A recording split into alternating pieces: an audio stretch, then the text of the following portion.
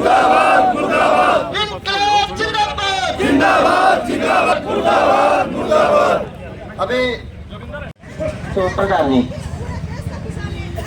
राम राम सारे चर्चे तवाना बेबेला जोड़ के रहा खुशखबर खातर पुलिस वाले जो भी भाई मारे पुलिस में लाग रहे उनकी मारे ला रहे हमारे को वे गुलाम है गुलाम और वो अपने बेटे ने खुशखबर खातर आकर खुशखबर खातर मारो मैं कुछ भी जुल्म करो जो शास्त्री का मैं मिलान की हिम्मत नहीं है जो मारो अगला इतना बुरा जुल्म कर रहा है एक्सरे चेक करा ले मारे बाल को ठेक जेल में भी मारे भाई रहे मैं 2000 जो लोग इकट्ठे नहीं मैं एसपी बदल मैंने 10 साल की कमी तो काला अंदा नहीं हो रहा वो काला नहीं अंदा लोगों अब थोड़ा सारे नकम्मे लोग पेश हो रहे हैं हमारे तो इज्जत हो हजूकर समाज में बामन क्यों आग रहे हैं। जिंदाबाद जिंदाबाद बीजेपी सरकार मुर्दाबाद मुर्दाबाद मुर्दाबाद। कि जो कोई भी बात कोई भी फैसला अगर है तीनों परिवार जिनके बच्चे भीतर थे देखो जो भी कमेटी फैसला करके लेकर आई है मैं अपना तो लगा कर कहूँ 13 तारीख ने प्रधानी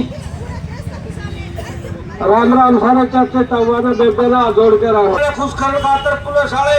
जो भी भाई मारे पुलिस में लाग रहे उनकी मारे ला रहे हमारे को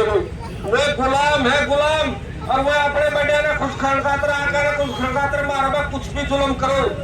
जो शास्त्री का मैं मिलान की हिम्मत नहीं है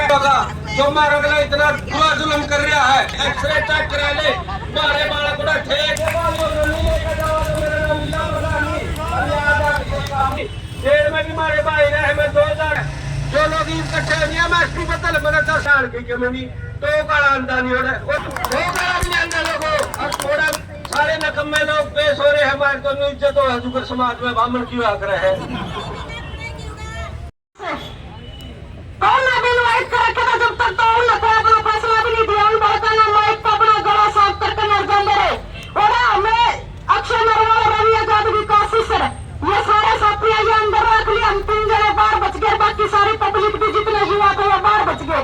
हमने उड़े जाकर रोड जाम करना पड़ा रात के 8 बज गए हमने जो हमारे में साथी अंदर तक बाहर आए तो इस बात में नोट कर लिया मुझे तो पता था इस पंचायत में क्या हो रहा है ये पार्टी वाले हमारे ही पेशी नहीं है हरियाणा का जो अपना मुख्यमंत्री है मुझे बहुत सारे ऐसे बयान आ लिए उसके लेकिन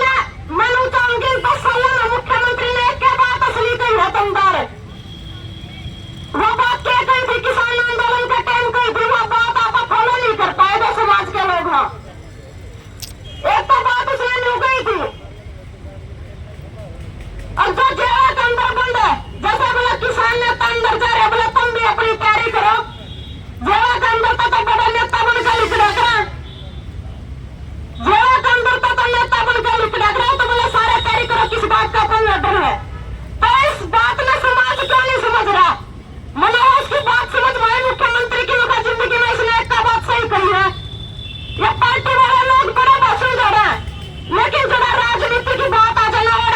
समाज में सन्नाटा छा जाए बड़ा राजनीति की बात आ जाए और समाज में सन्नाटा छा जाए लेकिन क्यों उठा जाए ये सवालिया निशान खड़ा है जब आज हम पक्ष जब आज हमने अपने अधिकार नहीं मिलने लगे जब तक सारे बीच के लोग जाकर अपनी कलम नहीं पकड़ेंगे अपने खुद के कानून नहीं बनाएंगे और उन तक जब भारी बात की कलम नहीं चलेगी जब तक खरा बला लिख कर ले कोई भी नहीं कर सकता। जिंदाबाद जिंदाबाद किसान मजदूर एकता जिंदाबाद जिंदाबाद जिंदाबाद तानाशाही सरकार मुर्दाबाद मुर्दाबाद मुर्दाबाद तानाशाही सरकार मुर्दाबाद मुर्दाबाद मुर्दाबाद हमारी एकता जिंदाबाद जिंदाबाद जिंदाबाद। देखिए आज जो हमारे तीनों तमाम जो हमारे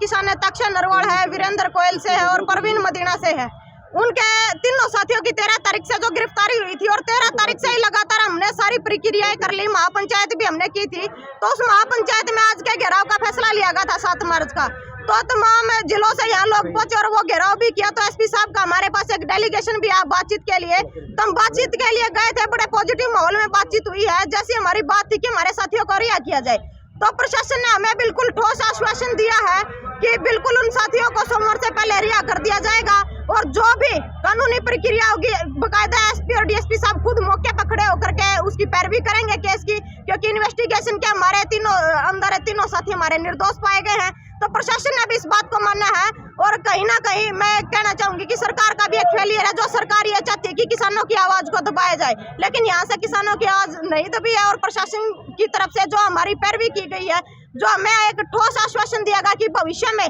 2-3 किस्तों के माध्यम से ये केस भी खारिज हो जाएंगे, फिलहाल के लिए बेल की प्रक्रिया शुरू की जाएगी। सोमवार तक अगर रिहाई नहीं होती तो फिर क्या रुक रहेगा? देखिए, जो कथुरा गांव में धरना वो एज जारी है, और सोमवार से पहले ऐसा नहीं है कि हमारे साथियों को रिहा किया जाएगा। ठोस आश्वासन हमें मिला है। और